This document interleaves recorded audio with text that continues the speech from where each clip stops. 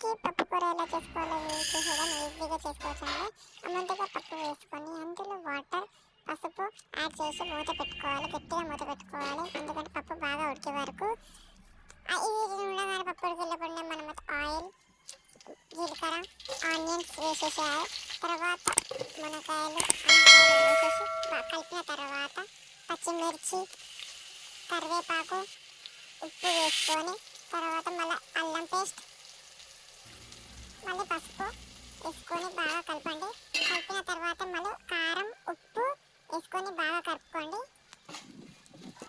చింతపండు రసం వేసుకోండి. టమాటాలు వేసుకున్న తర్వాత చింతపండు రసం వేసుకున్న తర్వాత ఉడికినాక తర్వాత ఉడికించిన పప్పు వేసుకొని కలుపుకొని బాగా కలుపుకున్న తర్వాత మళ్ళీ నీరు పోసుకోవాలి. గరం మసాలా, కొత్తిమీర వేసుకున్న తర్వాత పప్పు వేడి పప్పు రెడీ.